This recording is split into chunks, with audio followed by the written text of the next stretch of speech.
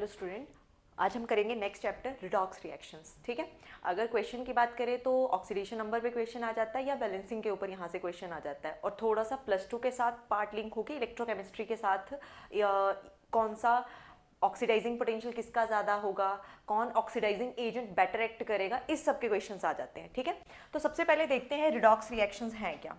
ऐसी रिएक्शंस जिसमें रिडक्शन और ऑक्सीडेशन साइमल्टेनियसली हो रही है। ठीक है, ऐसी रिएक्शन जिनमें रिडक्शन और ऑक्सीडेशन साइमल्टेनियसली हो, ऐसी रिएक्शंस को क्या बोला जाता है? Redox reaction. अगर हम बात करें कि रिडक्शन और ऑक्सीडेशन का मतलब क्या है, तो रिडक्शन का मतलब है डिक्रीज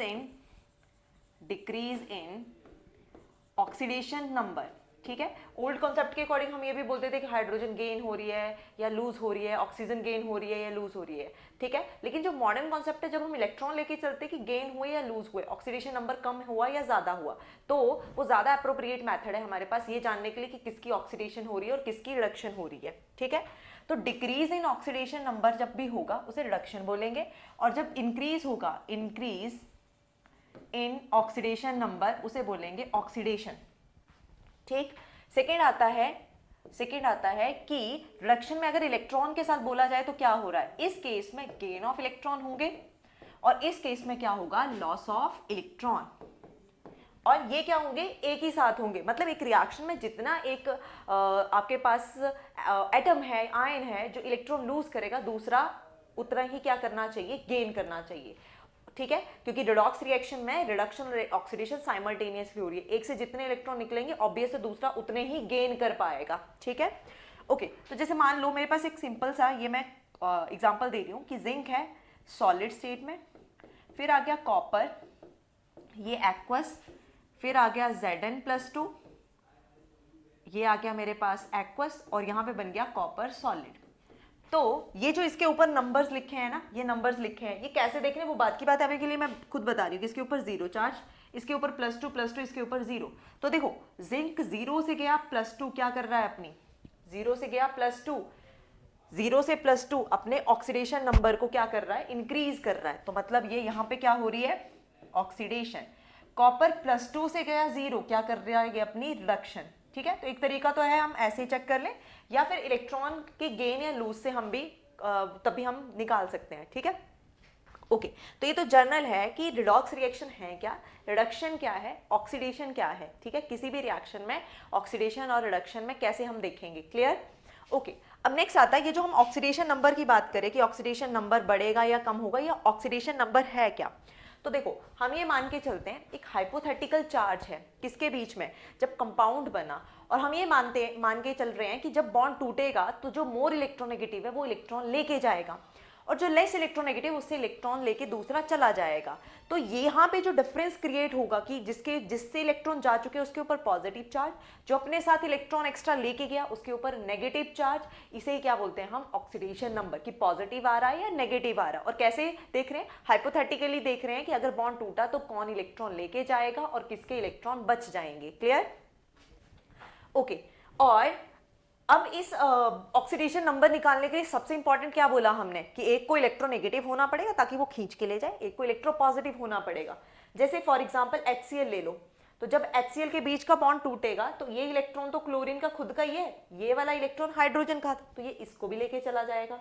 अब लेके चला गया, कितने इलेक्ट्रॉन एक्स्ट्रा है, 1, तो इसके ऊपर 1 नेगेटिव, और H का एक इलेक्ट्रॉन था वो भी चला गया, तो इसके ऊपर कौन सा चार्ज आ जाएगा, H पॉजिटिव, क्लियर।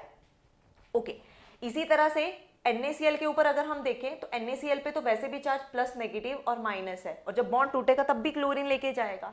तो ये जो हाइपोथेटिकल है ना, ये रियल चार्ज भी हो सकता है। जैसे इसके ऊपर रियल चार्ज कितना है, इसके ऊपर है रियल चार्ज +1 और इसके ऊपर है -1, लेकिन इसके ऊपर रियल चार्ज होता है पार्शियल पॉजिटिव और पार्शियल नेगेटिव, बट जो ऑक्सीडेशन नंबर आ रहा है वो आ रहा है +1 और इधर आ रहा है -1। तो रियल ये जो ऑक्सीडेशन नंबर है ये रियल चार्ज भी हो सकता है या नहीं भी हो सकता है। ठीक है, और इसके लिए इंपॉर्टेंस किस चीज की ज्यादा इंपॉर्टेंस है कि इलेक्ट्रोनेगेटिविटी डिफरेंस होना चाहिए, क्योंकि अगर इलेक्ट्रोनेगेटिविटी डिफरेंस ही नहीं आएगा तो मैं कैसे बताऊंगी कि कौन इलेक्ट्रॉन लेके गया और किसने इलेक्ट्रॉन छोड़े हैं। जैसे मेरे पास Cl2 है ना, क्या इस Cl2 में Cl के बीच में सिंगल बॉन्ड बना, क्या इस Cl2 में मैं ये बता सकती हूँ कि कौन सा इलेक्ट्रॉन क्लोरीन इलेक्ट्रॉन लेके गया होगा और कौन सा नहीं, ठीक है, नहीं बता सकती ना, तो इसके ऊपर क्या बोलते हैं हम कि जीरो चार्ज है, ठीक, ओके।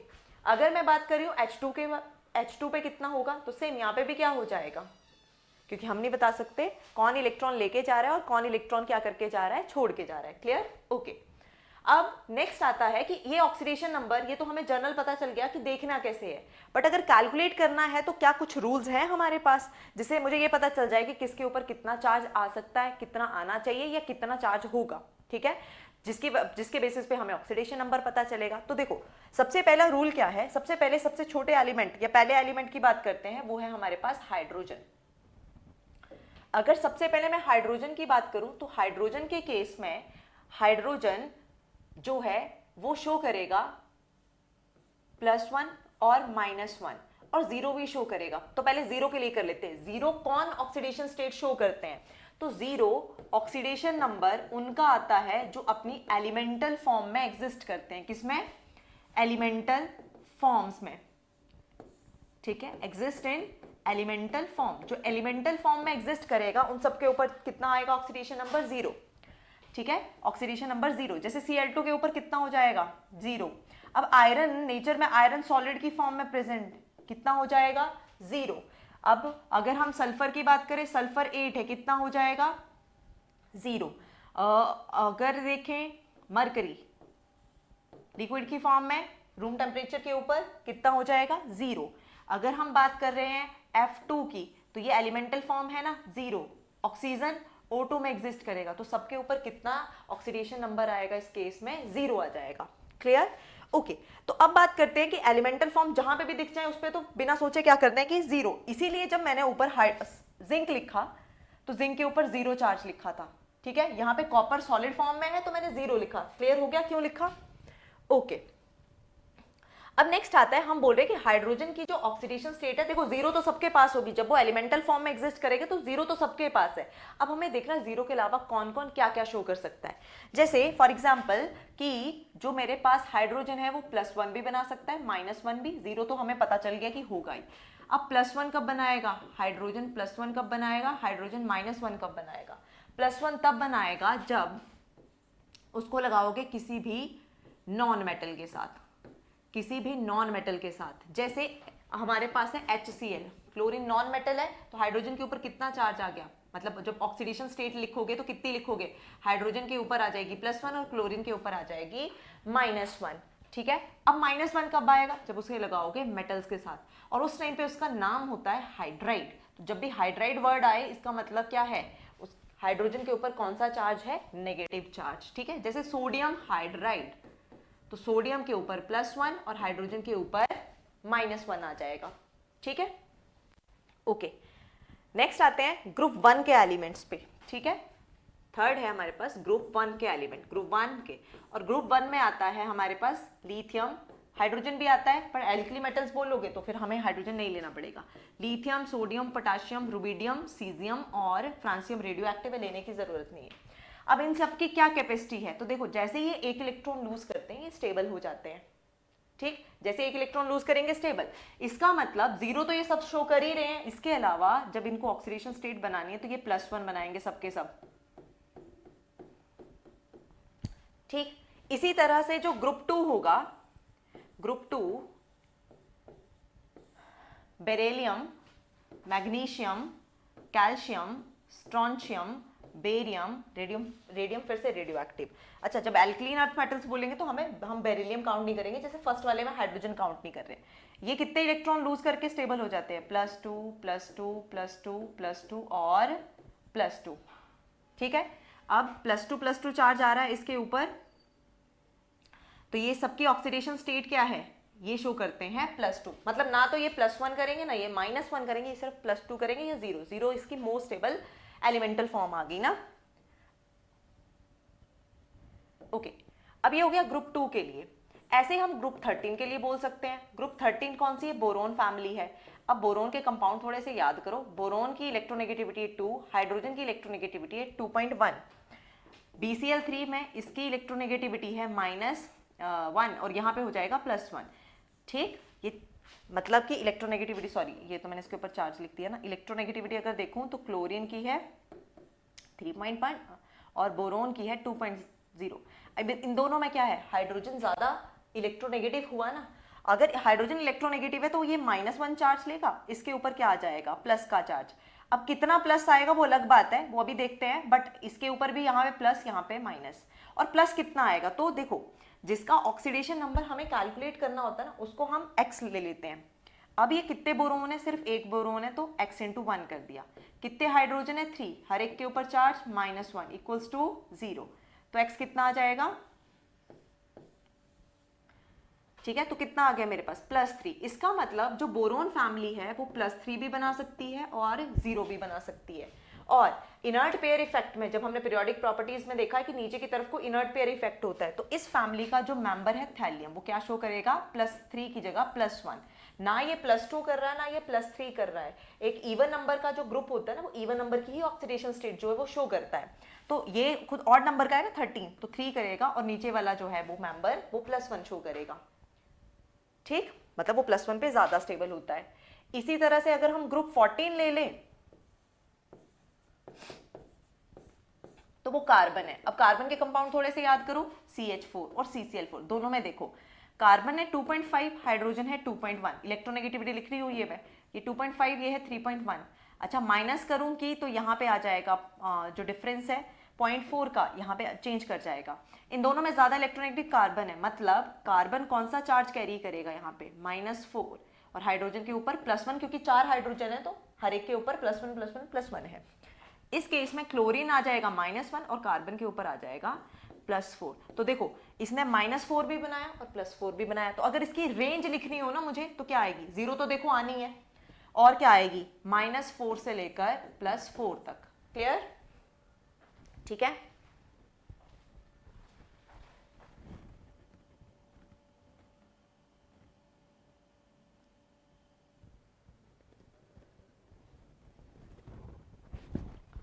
ओके, तो हमारे पास क्या बन गई रेंज इसकी, ग्रुप 14 की -4 से लेके +4। फिर से इनर्ट पेयर इफेक्ट की वजह से जो लोएस्ट मेंबर होगा वो कौन सी ऑक्सीडेशन ज्यादा प्रेफर करेगा, +2, जैसे लेड +2 पे क्या है, ज्यादा स्टेबल है। ठीक है, ओके। इसी तरह से अगर मैं बात करूं ग्रुप 16 की, ग्रुप 17 की, और 18 तो करेगा ही नहीं, ठीक है, तो अच्छा 15 भी है, ग्रुप 15 है नाइट्रोजन फैमिली। नाइट्रोजन की रेंज बनेगी -3 से लेकर +5 तक, जिसमें फॉस्फोरस PH3 या PCl3 बना रहा है, या PCl3 या PCl5। जब PCl5 बनाएगा तो कितना आ जाएगा इसके ऊपर, +5। ठीक है, ओके। ग्रुप 16 में ऑक्सीजन की रेंज बनेगी -2 से लेकर +6। इसमें थोड़ा सा स्पेसिफाई कर लेना कि ऑक्सीजन कभी भी +6 तक नहीं जाएगी, ठीक है, ऑक्सीजन नहीं बना रही है ये, ऑक्सीजन -2 बना रही है, और अगर उसे प्लस में भी जाना है तो वो सिर्फ क्या बना रही है, ऑक्सीजन प्लस में +1 और +2 ही बनाएगी। सिर्फ कब, जब उसके साथ इससे ज्यादा इलेक्ट्रोनेगेटिव एलिमेंट आप लगाओगे, वो है फ्लोरीन। जैसे OF2 बना दो, कितनी आएगी ऑक्सीजन की, ये X प्लस फ्लोरीन 2 इंटू -1। अच्छा इक्वल्स टू मैं 0 क्यों लिख रही हूँ इसको, क्योंकि ये देखो ओवरऑल तो ये न्यूट्रल है ना, इसके ऊपर कोई चार्ज थोड़े, इसलिए 0 लिख रही हूँ। तो x कितना आ जाएगा, +2, और वही अगर मैं O2F2 ले लूँ तो मेरे पास कितना आ जाएगा, ऑक्सीजन के ऊपर आ जाएगा +1 और फ्लोरीन लेगा -1। क्लियर। और ऑक्सीजन के अलावा जो बाकी के मेंबर्स हैं सल्फर, वो +6 तक जा सकता है। ग्रुप 17 की बात करें तो रेंज है इसकी -1 से लेकर +7 तक, ठीक है, जिसमें फ्लोरीन हमेशा -1 बनाएगा, वो इसके अलावा कुछ भी नहीं बनाएगा, 0 बनाएगा एलिमेंटल फॉर्म में। ठीक है, जबकि क्लोरीन, ब्रोमीन, आयोडीन, ये सारे कहां तक जा सकते हैं, अप टू +7। तो ये आ गई हमारे पास रेंज। ओके, इसकी रेंज भी आ गई। नेक्स्ट आते हैं कि अगर जो आपके पास एलिमेंट है जिसके आप ऑक्सीडेशन स्टेट की बात कर रहे हो, वो आयंस की फॉर्म में प्रेजेंस है, जैसे Cl नेगेटिव, तो वो इसका मतलब क्या हुआ कि जितना इसके ऊपर नेगेटिव चार्ज है ना, वही उसका ऑक्सीडेशन नंबर है। तो यहाँ पे Cl के ऊपर कितना आ जाएगा ऑक्सीडेशन नंबर, -1। अगर O2 नेगेटिव है, ये आयन है, तो इसके ऊपर ऑक्सीडेशन नंबर कितना हो गया, -2। ठीक है, अगर Na लिखा है, Na पॉजिटिव, तो इसके ऊपर कितना हो गया, +1। क्लियर? जब ये मोनोएटॉमिक है ना तो जितना उसके ऊपर चार्ज है वही उसका ऑक्सीडेशन नंबर है। बट अगर ये मोनोएटॉमिक ना रह के डाई ट्राई कुछ भी बन रहा है पॉलीएटॉमिक, तो जैसे हमारे पास एग्जांपल है कार्बोनेट, उस केस में क्या होगा? अब देखो कार्बोनेट में 2 नेगेटिव ये बताता है कि 2 नेगेटिव उसके ऊपर टोटल चार्ज है। क्या बताता है? 2 नेगेटिव उसके ऊपर टोटल चार्ज है। कार्बन हमारे पास आ जाएगा x प्लस 3 इंटू -2, हमें पता ऑक्सीजन के ऊपर जनरली ये है।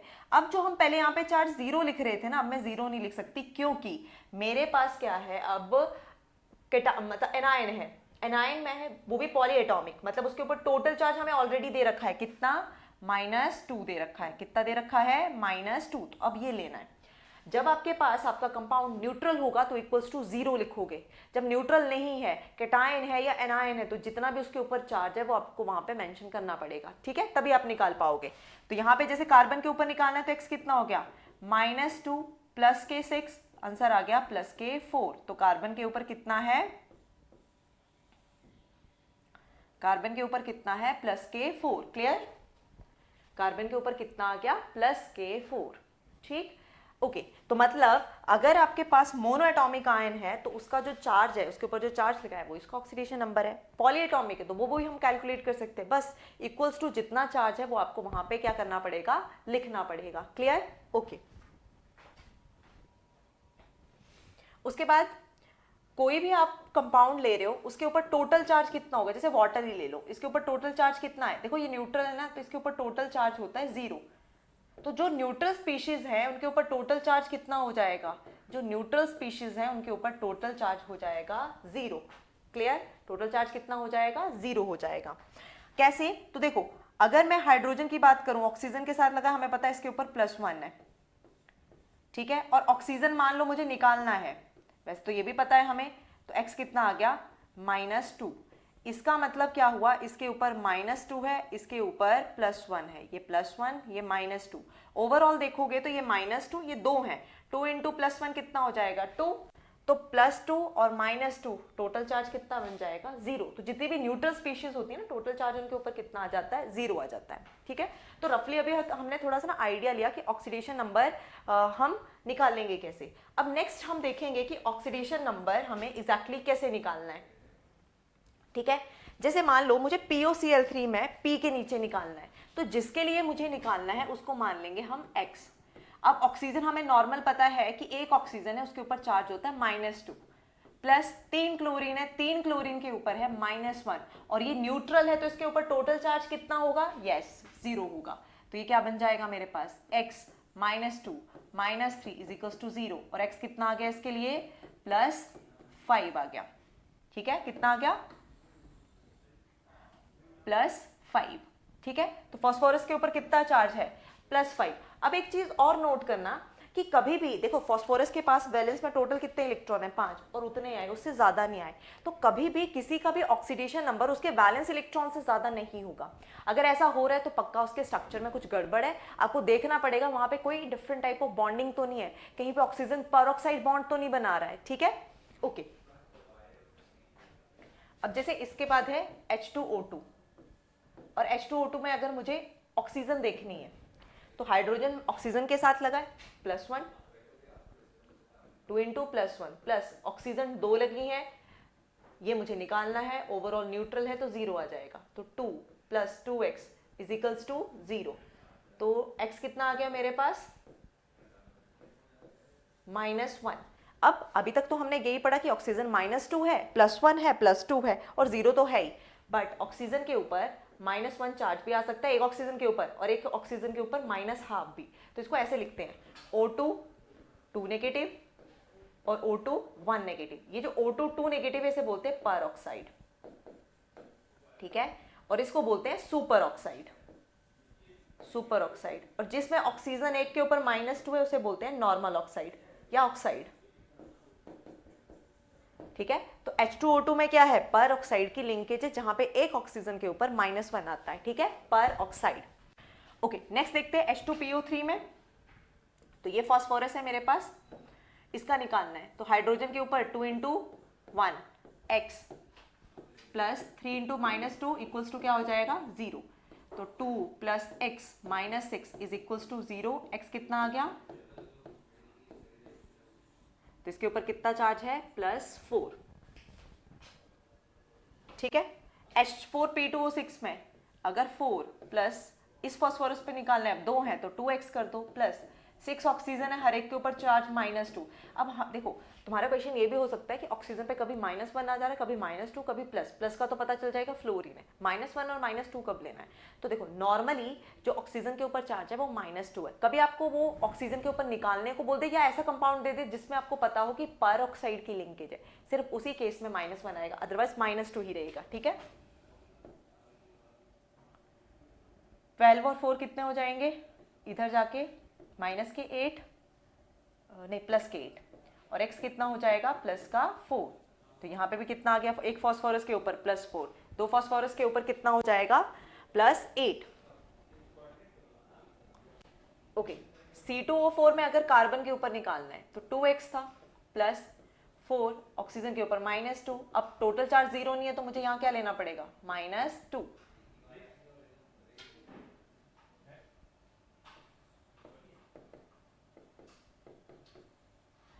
तो x कितना आ गया, 6 आ जाएगा, 6/2, तो ये बन गया 3। ठीक है, कितना आ गया, +3। ठीक। फिर आते CO2 में। CO2 में कितना आ जाएगा, x plus 2 into -2 is equals to 0। तो x कितना आ गया, +4। ठीक है। ओके। KMnO4 में पोटाशियम के ऊपर +1 है, +x है, +4 इंटू -2 है, इक्वल्स टू टोटल चार्ज 0 ना, तो x कितना आ जाएगा, +K7। ठीक।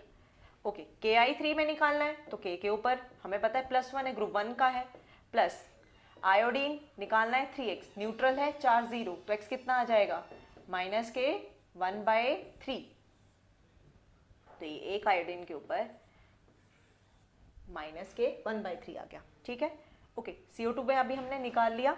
अच्छा, अगर मान लो मुझे ना ऐसे दे दिया,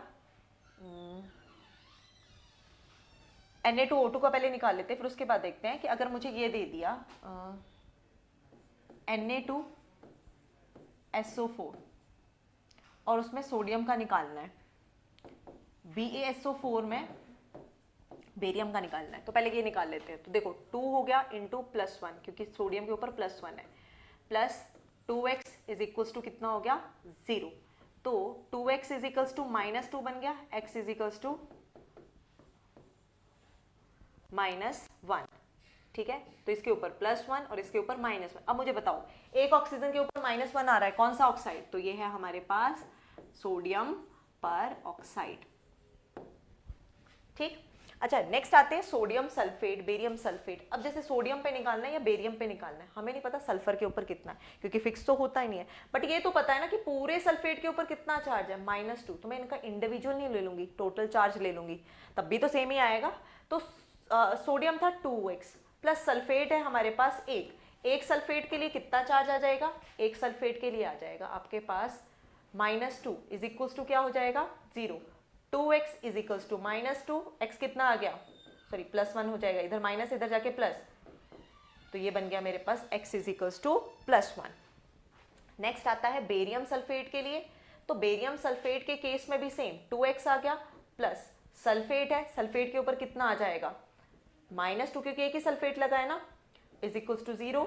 तो x कितना आ गया मेरे पास, अच्छा 2x नहीं है, बेरियम तो एक ही है, 2x क्यों ले रहे हैं हम, तो x ही लेंगे।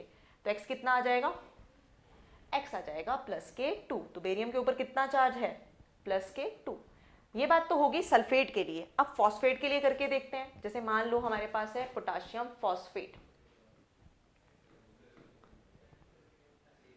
या एल्यूमिनियम फॉस्फेट ले लेते हैं। अब मान लो एल्यूमिनियम पे निकालना है ना हमें, एल्यूमिनियम भी नहीं लेते हैं, कुछ और लेते हैं, एल्यूमिनियम पे तो सीधा निकल जाएगा।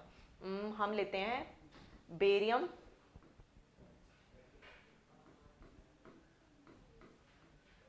ये 3 है, Ba3PO4 ट्वाइस। ठीक है। अब इस केस में क्या करेंगे, बेरियम है 3x प्लस फॉस्फेट के पास है 2 इंटू -3 इज इक्वल्स टू 0। कैसे पता चला? जैसे सल्फेट के ऊपर -2 होता है वैसे फॉस्फेट के ऊपर कितना होता है? फॉस्फेट के ऊपर -3 होता है। तो 3x minus is equals to minus क्या आ जाएगा हमारे पास? 3x इज इक्वल्स टू, ये 6 था, इधर जाके हो गया प्लस का 6, x कितना आ जाएगा? प्लस के 2। तो बेरियम वैसे भी ग्रुप 2 का है, कितना ऑक्सीडेशन नंबर आएगा इसके ऊपर? +2। क्लियर है? ओके। तो इस तरह से हम क्या निकाल सकते हैं? ऑक्सीडेशन। तो अभी तक हमने जितने भी ऑक्सीडेशन नंबर निकाले वो हमारे पास क्या थे? फ्रैक्शन में सिर्फ एक आयोडीन के केस के लिए आया, अदरवाइज कोई नहीं आया। और जितना किसी के बैलेंस में इलेक्ट्रॉन थे उतना ही आ रहा है, उससे एक्सेप्शनल कुछ नहीं आ रहा है। नेक्स्ट क्लास में हम देखेंगे कि एक्सेप्शनल या फ्रैक्शन में कब आता है, और फ्रैक्शन के केस में हम अगर मुझे इंडिविजुअल पे फाइंड आउट करना हो तो कितना आएगा। ठीक है? ओके।